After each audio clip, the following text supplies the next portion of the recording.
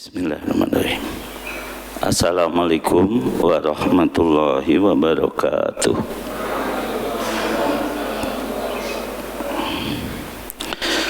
Alhamdulillahilladzi arsala rasulahu bil huda wa dinil haqq liyudhhirahu 'ala dini kulli wa kafa billahi syahida.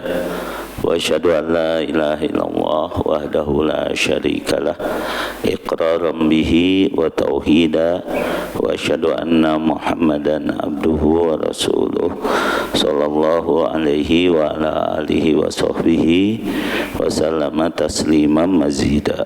Amma ba'd. Alhamdulillah jamaah sekalian, kita bersyukur kepada Allah Subhanahu wa taala. Beberapa hari lagi menjelang Ramadan, kita masih diberi kesempatan untuk melangsungkan ibadah di masjid ini, salat subuh berjamaah, kemudian zikir pada sholat, dan kemudian dilanjutkan dengan kajian rutin pada subuh di ahad pertama, yaitu kajian tauhid atau kajian akidah. Di mana akidah atau tauhid ini merupakan anugerah yang terbesar yang diberikan Allah kepada seseorang ketika Allah hendak memuliakan orang tersebut, ya. Allah berfirman dalam surat Ali Imran ayat 26, A'udzu billahi minasyaitonir rajim. Qulillahumma malikal mulki tutil mulka man tasya wa tanzi'ul mulka mimman tasya wa tu'izzu man tasya wa tudhillu man tasya biyadikal khair. Katakanlah, ya Allah, Engkaulah pemilik penguasa seluruh kerajaan langit dan bumi. Engkau memberikan kekuasaan kepada siapa yang Engkau kehendaki, Engkau cabut kekuasaan dari siapa yang Engkau kehendaki, Engkau muliakan siapa yang Engkau kehendaki, dan Engkau hinakan siapa yang Engkau kehendaki, karena di tanganmu lah segala kebaikan. Kata Syekh Abdurrahman As-Sa'di dalam tafsirnya, bahwa kekuasaan orang-orang kafir pasti akan berpindah kepada umat Nabi Muhammad SAW berdasarkan ayat ini. Ya, dulu pernah terjadi dan kita juga tidak perlu khawatir, kita pun akan mengalaminya atau meyakininya. Karena apa? Karena itu janji Allah. Jadi janji Allah itu tidak mungkin meleset, ya. Yaitu di surat ke-24 ayat 55. Biasa ada yang bacain, siapa? Surat An-Nur ayat ke-55, ya, silakan.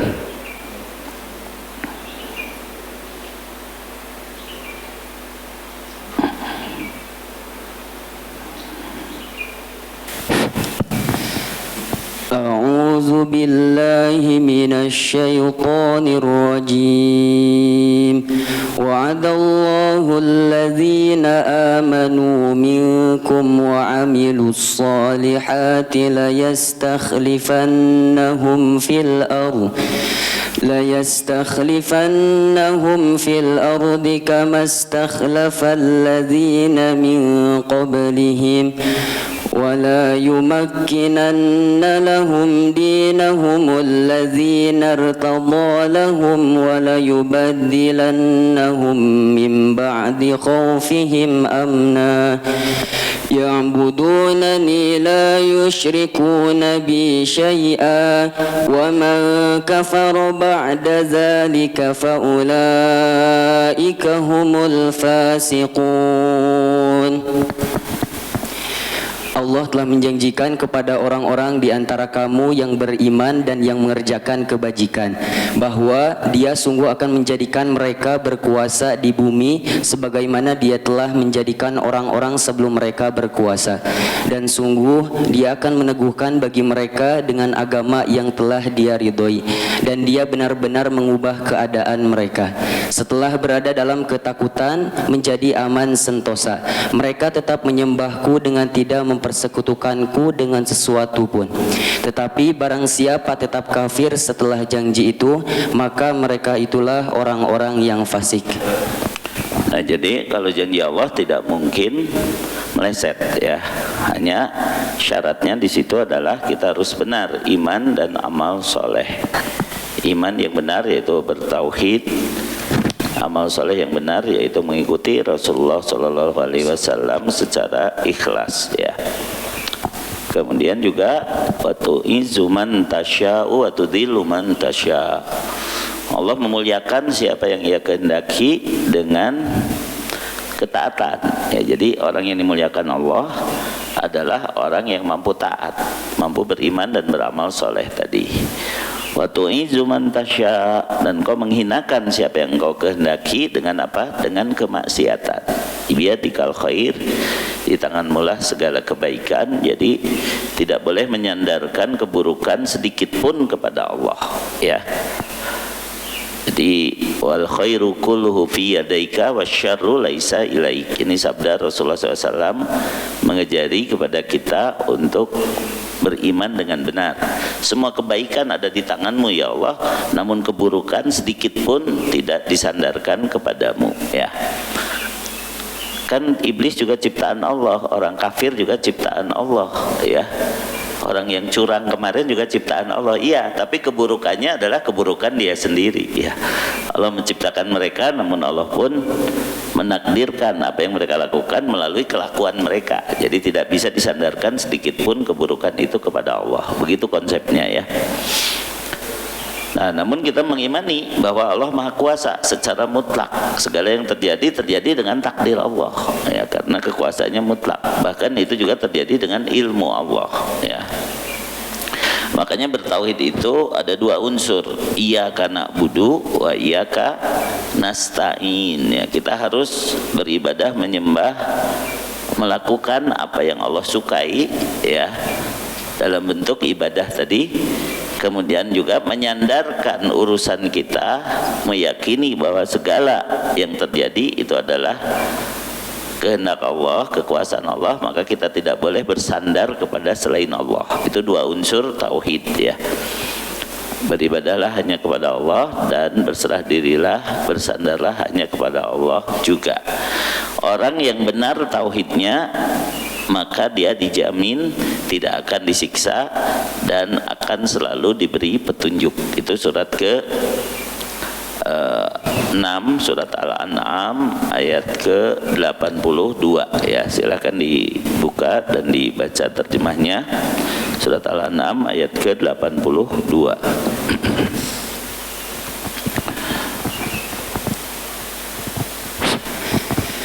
أعوذ بالله من الشيطان الرجيم الذين آمنوا ولم يلبسوا إيمانهم بظلم أولئك لهم الأمن وهم مهتدون. Orang-orang yang beriman dan tidak mencampur adukan iman mereka dengan syirik, mereka itulah orang-orang yang mendapat rasa aman dan mereka mendapat petunjuk. Ya, jadi yang pertama imannya harus murni, tauhid ya, tidak ada syirik ya, tidak menyekutukan Allah, baik syirik akbar ataupun syirik asghar ya. Sudah pernah dijelaskan, syirik akbar adalah sesuatu yang bisa membuat kita keluar dari keimanan, sehingga kalau seseorang mati dalam keadaan syirik akbar, tidak taslim lagi, tidak masuk Islam lagi, maka dia pasti kekal di neraka, begitu ya. Itu syirik akbar. Adapun syirik asghar adalah amal-amal yang disertai sesuatu selain Allah, namun tidak menyebabkan dia keluar dari agama ini, akan tetapi amal itu akan hancur, amal itu tidak diterima oleh Allah, seperti riya, seperti sum'ah ya, seperti berharap apa yang di tangan makhluk, seperti tidak sepenuhnya bersandar hanya kepada Allah, bersumpah dengan selain Allah. Itu beberapa syirik asghar yang tidak sampai dia murtad atau keluar dari Islam, tetapi tetap berdosa besar dan amalnya akan hancur. Bahkan kata Syekhul Islam, asyirku la yakfiruhullahu walau kana asghar. Syirik itu tidak akan diampuni Allah walaupun asghar, dalam arti ketika syirik akbar akan menyebabkan kekal di neraka, ketika syirik asghar akan terancam siksa neraka kalau dia tidak bertobat, ya. Namun tobatnya dari syirik asghar ini sifatnya umum, yaitu sulit untuk dirinci satu persatu, maka kita bertobat dengan banyak-banyak berdoa. Allahumma inna na'udzubika min an nusyrika bika syai'an na'lamu wa nastaghfiruka lima la na'lamu. Ya Allah, sesungguhnya kami berlindung kepadamu dari berbuat syirik yang kami sudah tahu, yaitu tadi syirik akbar, dan kami mohon ampun kepadamu dari syirik yang kami tidak tahu dan tidak sadar, yaitu kebanyakan syirik-syirik asghar, seperti itu. Nah, oleh karena itu belajar tauhid itu sangat penting, sebab jaminannya ulaika lahumul amnu. Orang yang bebas dari syirik, dia akan mendapatkan keamanan. Walaupun diterjemahkan rasa aman, bukan hanya rasa, benar-benar aman gitu. Kalau hanya merasa saja belum tentu aman. Sebab buktinya kemarin ya, tidak sadar kita tuh sedang diancam dengan ancaman asing dan asing sehingga banyak yang merasa aman-aman saja kita itu, padahal sudah ada buktinya di Palestina sana. Orang-orang yang datang ya menanamkan modal lalu akhirnya mencaplok negara mereka, kan gitu. Dan kita juga sama nanti kalau kita tidak waspada ya. Kalau hanya merasa aman saja, orang yang durhaka pun banyak yang merasa aman ya. Jadi di sini yang dimaksud adalah ulaika lahumul amnu. Mereka benar-benar akan mendapat keamanan. Aman dari apa? Aman dari siksa neraka ya. Aman dari siksa neraka artinya diampuni dosa-dosanya. Itulah orang yang meninggal dalam keadaan tauhidnya penuh, full ya, sehingga semua dosanya diampuni. Sebagaimana dalam hadis qudsi, wahai anak Adam, jika engkau datang kepadaku membawa dosa sepenuh bumi, membawa dosa sebanyak buih di laut, membawa dosa sepenuh langit, namun engkau tidak menyekutukanku dengan sesuatu apapun, aku akan menemuimu dalam membawa ampunan sebesar itu juga. Artinya semua dosanya diampuni. Enak nggak? Enak nggak? Iya, kita banyak dosa, tapi kalau kita meninggalnya dalam keadaan tauhid penuh, Allah akan mengampuni semua dosa-dosa kita, ya. Kemudian wahum muhtadun, mereka juga diberi petunjuk. Nah, kalau diberi petunjuk ini tidak menunggu mau mati. Ini mah dari sekarang pun kita butuh petunjuk, betul apa tidak? Ya, jadi bukan hanya diperlukan agar kita diampuni dosa kalau kita meninggal dunia dalam keadaan tauhid kita penuh, tapi agar kita dari sekarang pun diberi petunjuk, bisa membedakan mana benar mana salah ya, supaya tidak rugi ya. Rugi kenapa? Karena kita menganggap yang benar itu salah atau menganggap yang salah itu benar, itu rugi banget gitu ya. Surat ke-64 ayat 11, setiap orang beriman akan diberi petunjuk.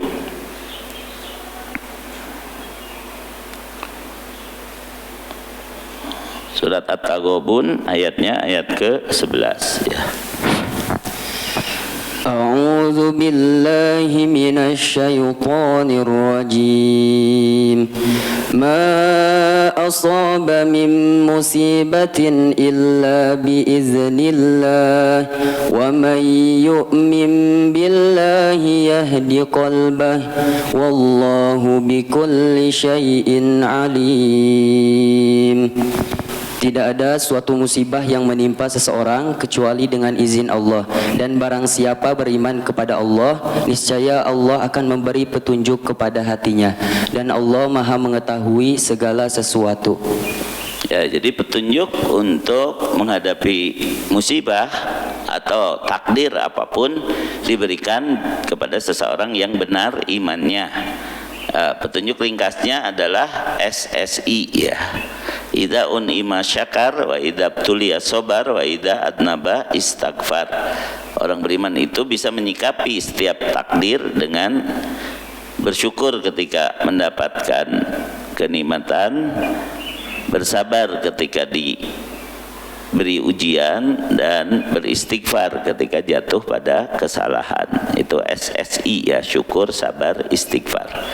Selain itu juga petunjuk untuk membedakan mana benar, mana salah ya.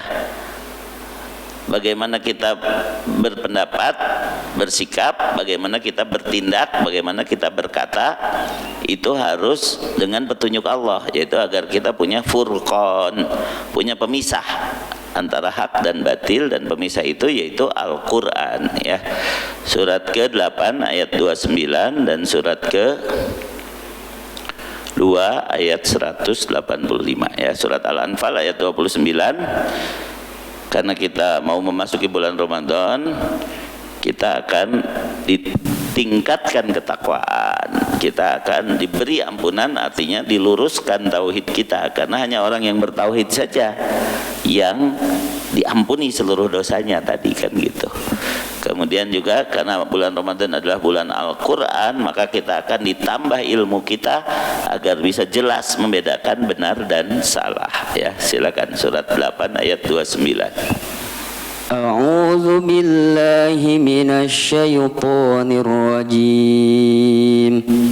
Ya ayyuhalladzina amanu in tattaqullaha yaj'al lakum furqana wa yukaffir ankum sayyi'atikum wa yaghfir lakum wallahu dzul fadlil azim. Wahai orang-orang yang beriman, jika kamu bertakwa kepada Allah, niscaya Dia akan memberikan furqan, kemampuan membedakan antara yang hak dan batil kepadamu, dan menghapus segala kesalahanmu dan mengampuni dosa-dosamu. Allah memiliki karunia yang besar.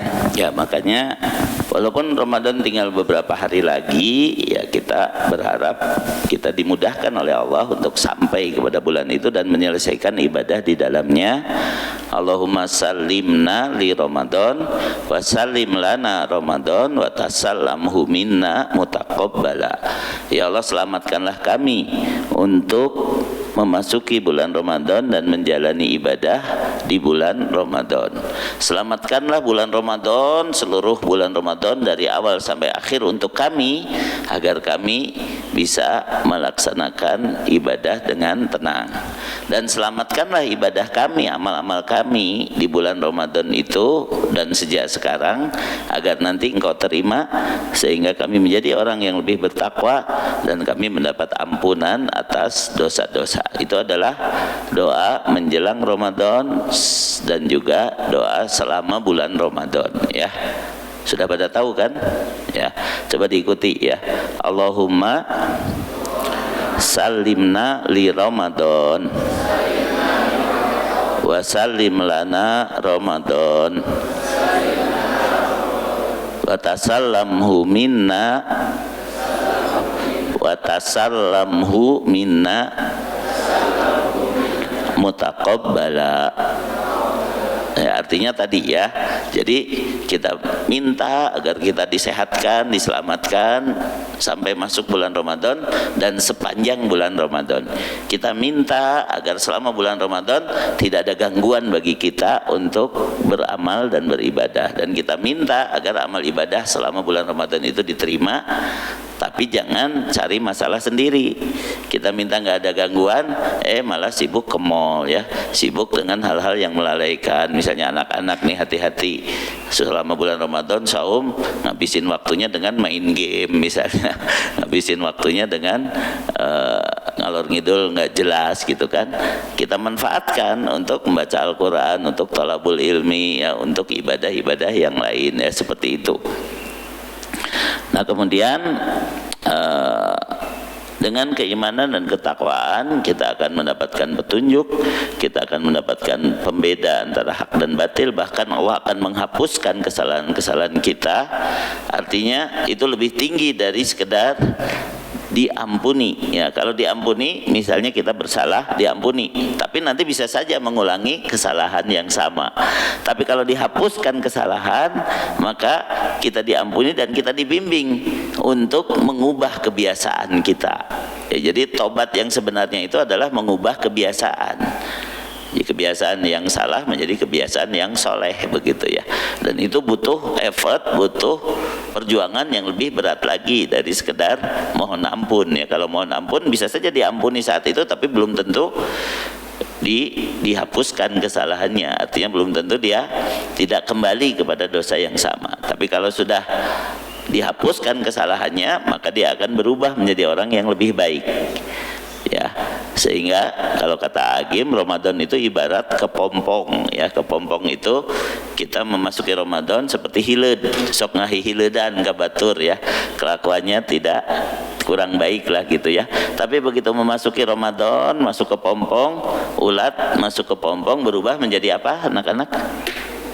Menjadi kupu-kupu yang indah ya, yang selalu bermanfaat ya, membantu pohon-pohonan untuk berbuah ya, dan hinggap di tempat-tempat yang harum, yaitu di bunga-bungaan dan lain sebagainya ya. Kupu-kupu itu adalah metamorfosis, perubahan dari ulat masuk ke dalam kepompong, berubah menjadi makhluk yang lebih indah. Nah, seperti itulah ibaratnya Ramadan. Kalau sekarang kita merasa banyak kekurangan, kita identifikasi sepanjang bulan Ramadan, kita introspeksi, apalagi di 10 malam terakhir ketika itikaf ya, kita perbanyak doa, Allahumma innaka afuwun tuhibbul afwa fa'fu anni. Karena kalau sudah dikasih al-afwu, itu adalah dihapus kesalahan ya, bukan hanya sekedar diampuni, tapi yang dimaksud dihapus kesalahan yaitu diubah menjadi orang yang lebih baik kebiasaannya. Dan membangun kebiasaan yang baik itu bukan hanya berguna untuk urusan akhirat, tetapi juga untuk urusan dunia ya. Ketika bicara masalah dunia, orang berlomba-lomba itu untuk mengubah kebiasaan ya. Sampai ada satu buku bestseller ya, buku yang sangat laku yang ditulis oleh Stephen Covey, judulnya itu 7 Habits of Highly Effective People. Ada 7 kebiasaan orang yang sangat efektif, yang sangat sukses dalam urusan dunia. Coba dalam urusan dunia saja, kalau kita ingin berhasil harus mau mengubah kebiasaan, apalagi dalam urusan akhirat. Walaupun ini buku ini ditulis orang kafir, karena isinya logis, saya anjurkan anak-anak nanti cari bukunya juga ya, 7 Habits of Highly Effective People. Tapi sebelum itu harus dipagari dulu dengan iman, dipagari dulu dengan ketakwaan, supaya tujuannya jangan dunia, tujuannya dunia dan akhirat ya. Dan saya bersyukur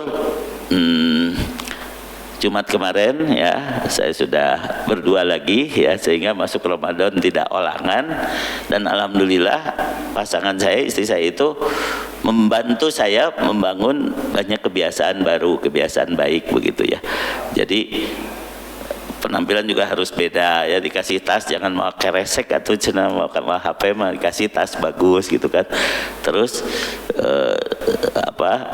ya harus lebih lebih memperhatikan pendapat orang juga tentang bagaimana bau badan saya, bagaimana penampilan saya dan lain sebagainya.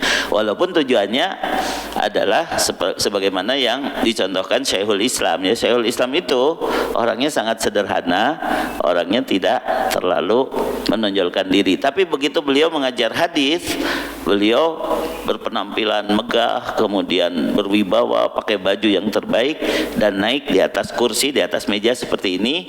Lalu ditanya oleh murid-muridnya, "Wahai Syekh, engkau biasanya sederhana, tapi kenapa sekarang berpenampilan megah seperti itu?" Ya, seperti bukan orang yang zuhud begitu ya, bukan orang yang menjauhi dunia. Tidak, saya ingin agar orang-orang yang hadir menghargai apa yang saya omongkan, yaitu hadis Rasulullah Sallallahu Alaihi Wasallam. Jadi orang jangan sampai menghinakan hadis gara-gara ustadznya dihina oleh jamaah. Nah, kayak begitu ya. Orang jangan sampai menghinakan ayat Al-Quran gara-gara ustadznya direndahkan oleh jamaah. Tapi jamaah juga harus belajar untuk melihat situasi. Kalau Abu Yahya lagi makan-makan di situ, heureuy teu nanaon gitu. Tapi kalau lagi ceramah mah jangan sampai direndahkan, bukan orangnya ya, tetapi apa yang diomongkannya. Nah, begitu ya. Nah baik, karena kita harus bersih tauhid kita, maka kita sedang membahas hal-hal yang bisa merusak tauhid ya. Pada kesempatan ini kita akan membahas mengenai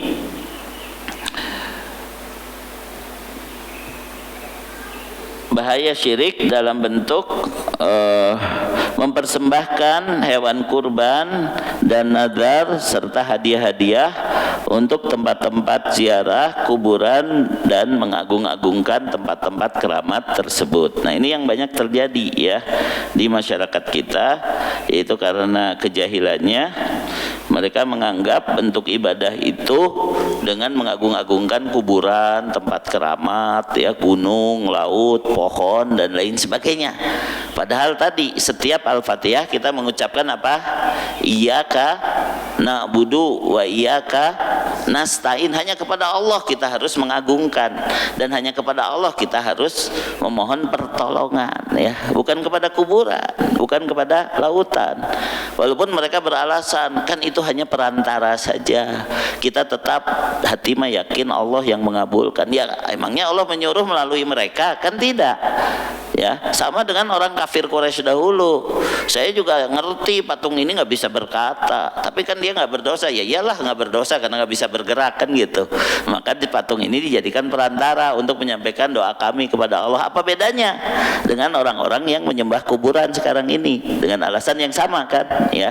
Itu surat ke 39 ayat 2 dan 3. Allah menyebut mereka fasik, Allah menyebut mereka kafir ya, dikarenakan mereka membuat perantara-perantara selain Allah yang dianggap bisa menyampaikan doa mereka kepada Allah, padahal bukan begitu. Langsung kepada Allah kalau kita berdoa. Bersandarlah hanya kepada Allah, jangan melalui batu ali, jangan melalui keris, jangan melalui barang-barang keramat dan lain sebagainya, karena itu tidak ada perintahnya ya. Silakan.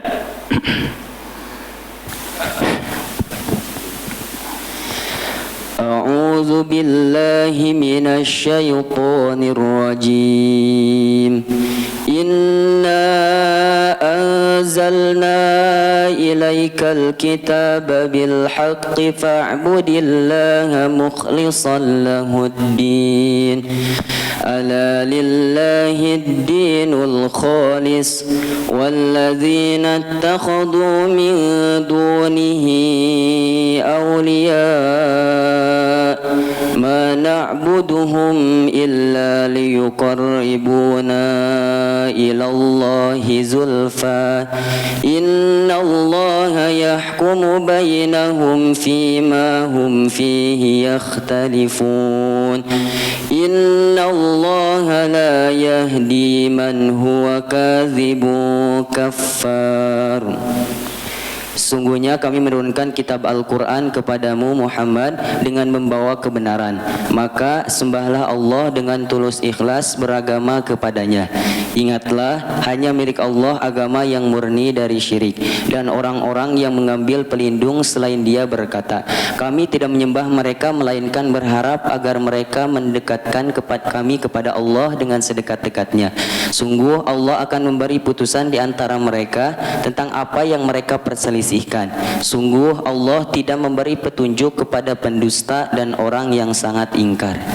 Ya, jadi mereka tahu bahwa itu tidak ada contohnya dari Rasulullah SAW. Bahkan Umar bin Khattab radhiyallahu anhu, salah seorang khulafaur rasyidin, ketika terjadi kemarau di kota Madinah, lalu beliau mau memimpin sholat istisqa, sholat minta hujan ya. Istisqa itu sholat agar kita mendapat minum begitu ya, karena saqo yaski artinya mengairi atau minum ya. Istisqa adalah sholat minta hujan. Lalu beliau ingat bahwa ada salah seorang sahabat yang menjadi kerabat dekat Rasulullah SAW, yaitu Al-Abbas, ya, paman Nabi. Maka Umar berdoa, ya Allah, dulu ketika kami kemarau, ya, kami mendapat hujan darimu melalui doa nabimu. Maka sekarang kabulkanlah doa paman nabimu. Lalu Abbas juga berdoa seperti itu dalam salat istisqa sebagai imamnya, ya. Maka turunlah hujan kepada mereka. Pertanyaannya, apakah Umar bin Khattab tidak tahu kuburan Nabi? Hah? Pasti tahu, wong kita aja orang Indonesia tahu, ya, kuburan Nabi di rumah Aisyah, ya, di dekat masjid waktu itu. Kalau sekarang menjadi salah satu bagian dari Masjid Nabawi tapi diisolasi, ya. Jadi istilahnya karena tidak boleh dipindahkan juga, kan begitu kan masalahnya. Nah, jadi kalau Umar saja Khulafaur Rasyidin tidak minta-minta di kuburan Nabi untuk minta hujan, ya, maka apalagi kita. Umar mencukupkan dengan doa paman Nabi, sudah, nggak usah minta ke kuburan Nabi, gitu. Itu yang betul, ya, begitu, ya. Jadi jangan dengan alasan kan kami mah orang yang banyak dosa, sedangkan yang dikubur ini adalah syekh yang suci, yang dianggap keramat, begitu, ya. Jadi mintanya ke kuburannya biar disampaikan kepada Allah. Allah tidak nyuruh begitu. Allah menyuruh kita berdoa langsung kepadanya, yaitu surat ke 40 ayat 60, ya, surat Ghafir, surat Al-Mu'min, ya, nama lain dari surat Ghafir adalah Al-Mu'min, ayatnya ayat ke-60, ya. Kita berdoa itu harus langsung kepadanya.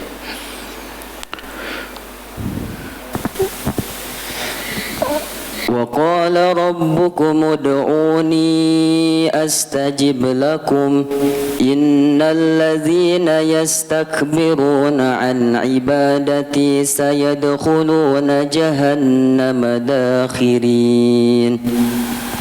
Dan Tuhanmu berfirman, berdoalah kepadaku, niscaya akan aku perkenakan bagimu.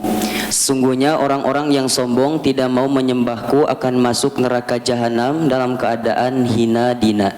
Jadi di situ berdoalah kepadaku langsung, ya, tidak disebut berdoalah kepadaku melalui kuburan si Anu, berdoalah kepadaku melalui alat Anu, berdoalah kepadaku melalui gunung Anu, tidak. Di situ disuruh berdoa langsung kepadaku, ya, begitu, ya. Kita tuh beda dengan agama lain. Agama lain mah minta ampun aja harus ngomong ke pendeta, gitu kan. Ya, wahai Bapak, saya mau mengaku dosa nih, gitu. Emangnya bisa mengampuni? Yang bisa mengampuni hanya Allah, ya. Kita mah beda. Kita mah nggak perlu perantara-perantara seperti itu, langsung kepada Allah, ya, begitu. Kemudian yang disebut wasilah, perantara dalam berdoa, itu adalah agar doa kita kepada Allah lebih dikabulkan, bukan mencari jalan melalui ini lalu kepada Allah dia yang menyampaikan, bukan begitu. Tapi kita mencari jalan agar doa kita lebih dikabulkan. Itu yang betul. Tawassul atau wasilah yang benar itu adalah cari jalan untuk lebih dekat kepada Allah agar doa kita diterima, bukan menyampaikan kepada kuburan lalu kuburan itu yang menyampaikan kepada Allah, bukan begitu yang dimaksud wasilah, ya. Surat kelima ayat 35, dari konteks ayatnya saja sudah jelas. Wasilah itu adalah takwa dan jihad, di situ saja sudah jelas, ya, begitu. Bukan kuburan, bukan batu ali dan lain sebagainya, itu sudah sangat jelas. Walaupun itu suka dijadikan dalih oleh mereka yang minta-minta di kuburan, ya, gitu. Silakan. يا أيها الذين آمنوا اتقوا الله وابتغوا إليه الوسيلة وجاهدوا في سبيله لعلكم تفلحون. Wahai orang-orang yang beriman, bertakwalah kepada Allah dan carilah wasilah jalan untuk mendekatkan diri kepadanya, dan berjihadlah, berjuanglah di jalannya agar kamu beruntung. Ya, jadi dari konteks ayatnya saja sudah jelas yang dimaksud wasilah di situ takwa dan jihad, kan begitu dalam ayat itu. Belum lagi para ulama menjelaskan ada yang disebut at-tawassul al-masyru', tawassul yang dibolehkan, ada yang at-tawassul al-mamnu', tawassul yang dilarang, ya. Tawassul yang masyru' ada minimal ada 4, ya. Pertama, kita menyatakan keimanan kita, ya. Rabbana innana sami'na munadiya yunadi lil iman an aminu bi rabbikum fa amanna. Nah, itu salah satu tawasul yang dibolehkan. Ya Allah, aku adalah seorang muslim, aku beriman kepada nabimu, aku beriman kepada kitabmu, aku mohon kepadamu, ya, dengan keimananku ini agar engkau ampuni aku, agar engkau memudahkan urusanku dan lain sebagainya. Boleh pakai bahasa Indonesia, ya. Contoh lainnya adalah kalau kita setelah membaca Al-Quran kita berdoa, Allahumma inni abduka ibnu abdika ibnu amatik nasiyati biyadik madin fiya hukmuk adun fiya qada'uk as'aluka bikulli ismin huwalak samaita bihi nafsak wa anzaltahu fi kitabik wa alam tahu ahdan min khalqik awis tasar tabi fi ilmil ghaibi indak anta ja'alal qur'ana rabi'a qalbi, dan seterusnya. Itu doa untuk menghilangkan gundah dan gulana, ya, yaitu dengan membaca Al-Quran lalu menyebut kita adalah hamba Allah, menyebut nama-nama Allah. Nah, itu tawasul yang kedua, yaitu dengan Asmaul Husna. Yang dimaksud Asmaul Husna adalah menyebut nama Allah dan menyebutkan permintaan kita, bukan menyanyikan Asmaul Husna. Itu juga salah kaprah, ya. Tawasul dengan Asmaul Husna nyanyi wae bungkul gitu, itu tidak benar, ya. Yang benar adalah sebut nama Allah, sebutkan permintaan kita. Itu tawasul dengan Asmaul Husna. Yang paling mudah yang mengikuti doa-doa dalam Quran atau Sunnah yang menyebut Asmaul Husna, seperti doa Nabi Ibrahim dan Ismail alaihimassalam yang menyebutkan Rabbana taqabbal minna innaka antas samiul alim wa tub alaina innaka antat tawwabur rahim. Itu contoh doa dengan Asmaul Husna, ya, menyebut Asmaul Husnanya dan menyebut permintaannya, ya. Kemudian yang ketiga, tawasul yang dibolehkan adalah tawasul dengan amal soleh yang kita lakukan ikhlas karena Allah. Kita dulu pernah menolong orang, maka kita minta, ya Allah, kalau saya menolong orang itu dengan ikhlas, maka tolonglah saya sekarang, ya. Seperti 3 orang yang terkurung dalam gua oleh batu besar, lalu mereka menyebutkan amal-amal soleh mereka. Bolehkah amal solehnya sedang dilakukan? Boleh juga. Misalnya, ya Allah, saya bersedekah karena saya ingin anak saya lulus ujian, boleh, ya. Tapi ya itu masalahnya, yang lebih terjaga keikhlasan itu amal yang sudah lalu. Tapi kalau sekarang pun kita melakukan amal soleh dan dengan amal soleh itu kita bertawasul, itu boleh, yaitu ingin agar doa kita lebih diterima, ya. Kemudian yang keempatnya adalah bertawasul dengan cara minta didoakan kepada orang yang masih hidup, karena sudah jelas dia bisa mendoakan kita, bukan yang sudah mati. Contohnya Umar kepada Abbas tadi, ya, minta didoakannya kepada orang yang masih hidup, bukan orang yang sudah mati. Itu 4 kunci tawasul yang dibolehkan. Nah, jadi kalau tawasulnya minta-minta ke kuburan, menggunakan benda-benda keramat dan lain sebagainya, itu tidak boleh, bahkan bisa jatuh kepada syirik. Naudzubillahi min dzalik. Ini jelas tidak? Jelas tidak? Iyyaka na'budu wa iyyaka nasta'in. Ibadah itu kepada Allah saja, berdoa juga harus hanya kepada Allah saja, tidak ada yang lain. Itu yang dimaksud iyyaka. Taqdimul ma'mul yufidul hasr. Ini terlalu tinggi, ya, Kang Odi. Mendahulukan objek menunjukkan pembatasan. Jadi kalau disebut Allahnya dulu berarti tidak boleh ada yang lain, gitu, ya. Iyyaka, hanya kepadamu. Seperti wa 'alallahi falyatawakkalul mu'minun, dan hanya kepada Allah hendaklah orang-orang beriman bertawakal. Supaya apa? Supaya ditolong Allah, ya. Surat ke 3 ayat 159 160. Jadi kita beribadah, kita beramal soleh, kita pengajian, kita melaksanakan ibadah di bulan Ramadan nanti, tujuannya adalah agar Allah mencintai kita, agar Allah menolong kita, agar Allah mengampuni kita, agar Allah merahmati kita. Bukan karena kita berhak mendapat balasan dari amal kita, bukan. Walaupun Allah berjanji akan memberikan balasannya, tapi yang penting adalah Allah mencintai kita, Allah menolong kita. Itu yang lebih penting, ya. Silakan ayat 159 dan 160, ya.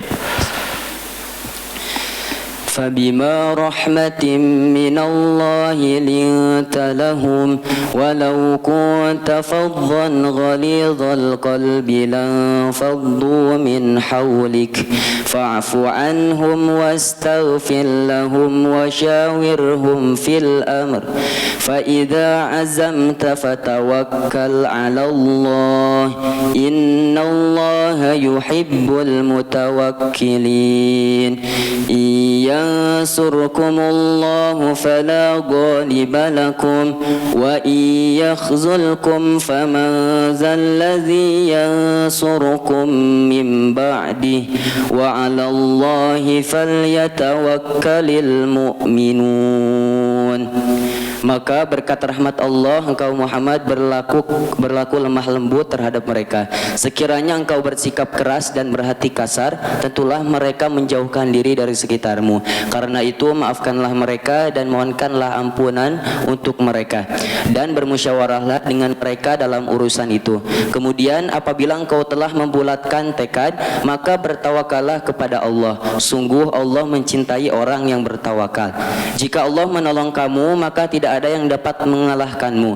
Tetapi jika Allah membiarkan kamu tidak memberi pertolongan, maka siapa yang dapat menolongmu setelah itu? Karena itu hendaklah kepada Allah saja orang-orang mukmin bertawakal. Ya, jadi hendaklah kepada Allah saja. Artinya hanya kepada Allah, tidak boleh kepada yang lain. Bersandar, berserah diri, menyerahkan urusan harus kepada Allah, yaitu mencari kecintaan Allah agar Allah menolong kita dengan cara bertakwa. Maka rumus tawakal itu BBM ya. Pernah saya sampaikan ya. Rumus tawakal itu BBM. B-nya adalah bulat. Hati itu bersandar kepada Allah, tidak ada yang lain. B yang kedua bertakwa, beribadah, berdoa, berzikir ya, karena kita ingin dicintai Allah agar ditolong Allah. M-nya kita tetap menempuh sebab, kita tetap menjalani ikhtiar tapi tanpa bersandar pada sebab. Jadi melakukan sebab, menjalani ikhtiar itu hanya untuk menyempurnakan tawakal saja, sudah lakukan gitu kan. Tapi tidak boleh disandari, karena yang disandari hanya Allah. Kalau sebab saja tidak boleh disandari, apalagi kuburan, apalagi batu ali, apalagi keris, nah kayak gitu. Sebab saja itu tidak boleh disandari, kita lakukan saja, lakukan gitu tanpa disandari begitu. Nah, Nabi SAW telah menutup semua jalan yang dapat menghantarkan pada kesyirikan, dan beliau senantiasa mengingatkan hal itu. Di antaranya ialah masalah kuburan. Nabi SAW telah menerapkan beberapa ketentuan yang dapat mengantisipasi agar kuburan tidak disembah dan agar orang-orang tidak berlebihan dalam mengagungkan ahli kubur. Di antara ketentuan itu ialah yang pertama, Nabi SAW telah mengingatkan umatnya untuk tidak berlebihan dalam mengagungkan para wali dan orang-orang soleh, karena hal itu dapat menghantarkan pada penyembahan terhadap mereka. Sebagaimana sabda beliau, wa iyyakum wal ghuluw fid din fa inna ma ahlaka man kana qablakum al ghuluw. Janganlah kalian berbuat gulu atau berlebih-lebihan terhadap seseorang yang soleh atau terhadap seseorang yang berkuasa dan lain sebagainya. Mengagung-agungkan, mengkultuskan istilahnya ya, menganggap pokoknya dia mulia, keramat, tidak boleh direndahkan, tidak boleh dikritik sedikit pun begitu ya. Karena yang menyebabkan kaum sebelum kalian binasa adalah sikap gulu, sikap berlebihan terhadap orang-orang soleh mereka ya. Kemudian juga beliau melarang agar beliau tidak diperlakukan seperti Isa al-Masih. La tutruni kama ataratin nasara ibna Maryam fa innama ana abdun faqulu abdullahi wa rasuluh. Janganlah kalian berlebihan dalam memujiku sebagaimana kaum Nasrani berlebihan dalam memuji Isa putra Maryam sampai menganggapnya anak Allah, kan begitu ya. Aku hanyalah seorang hamba, karena itu katakanlah Abdullah dan Rasulnya. Asyhadu an la ilaha illallah wa asyhadu anna Muhammadan abduhu wa rasuluh. Itu supaya sempurna kita mentauhidkan Allah, kita sebut Rasulullah SAW sebagai abduhu wa rasuluh ya. Kemudian beliau juga mengingatkan umatnya untuk tidak membangun kuburan, ditinggikan ya, sebagaimana disebutkan dalam sebuah hadis riwayat Abu Hiyaz al-Asadi dari Ali bin Abi Thalib yang pernah berkata kepadanya, maukah kamu kuutus sebagaimana Rasulullah SAW mengutusku, yaitu jangan kamu biarkan patung-patung itu kecuali kamu hancurkan, dan jangan kamu biarkan kuburan-kuburan itu ditinggikan kecuali kamu meratakannya ya. Ini adalah beberapa bentuk agar tidak mengagungkan kuburan-kuburan dan patung-patung ya. Kemudian juga beliau melarang memberinya batu kapur atau membuat bangunan di atasnya, sebagaimana diriwayatkan oleh Jabir radhiyallahu anhu Rasulullah SAW melarang memberi batu kapur pada kuburan, duduk di atasnya dan membuat bangunan di atasnya. Jadi ada orang merasa, saya tidak memuliakan anak saya kalau kuburannya nggak diindah-indah, saya tidak memuliakan ibu saya kalau tiap lebaran saya tidak berkunjung ke kuburannya. Ada orang yang melakukan ini dan merasa hidupnya menjadi kaya itu karena dia sering berziarah ke kuburan ibunya, tapi nggak pernah sholat. Coba, dia nggak pernah sholat tapi ziarah terus ke kuburan ibunya, lalu merasa bahwa dengan dia selalu memuliakan kuburan ibunya dia jadi kaya gitu. Dan tujuannya memang bukan akhirat ya, tujuannya hanya kekayaan dunia saja ya. Dan banyak orang yang nggak sholat meminta-minta di kuburan, itu banyak gitu ya, karena itu adalah pintu kesyirikan ya. Beliau juga mengingatkan umatnya untuk tidak sholat di kuburan ya, tidak boleh sholat di kuburan kecuali sholat gaib, yaitu sholat orang yang belum sempat menyolati jenazah lalu dia datang ke kuburannya lalu sholat jenazah di atasnya, itu baru boleh. Kalau sholat yang lain itu tidak boleh ya. Aisyah radhiyallahu anha meriwayatkan, dia berkata ketika nyawa Rasulullah SAW tidak diambil, beliau menutup kain ke wajah beliau. Bila hal itu menyesakkan nafas, beliau pun membukanya. Saat dalam kondisi seperti itu beliau bersabda, laknatullahi alal yahud wan nasara ittakhadhu qubur anbiyaihim masajida. Semoga Allah melaknat orang-orang Yahudi dan Nasrani, mereka jadikan kuburan para nabi mereka sebagai masjid atau tempat ibadah. Jadi orang yang beribadah di kuburan para wali, juga di kuburan nabi, dengan meminta kepada kuburan itu adalah orang yang terlaknat. Yahudi dan Nasrani begitu.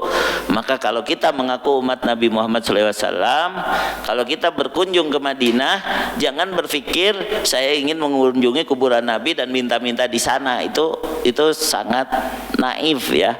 Kalau kita lewati kuburan Nabi cukup assalamualaikum ya Rasulullah, cukup begitu saja. Jangan minta-minta, berdoa, nangis-nangis kayak begitu ya.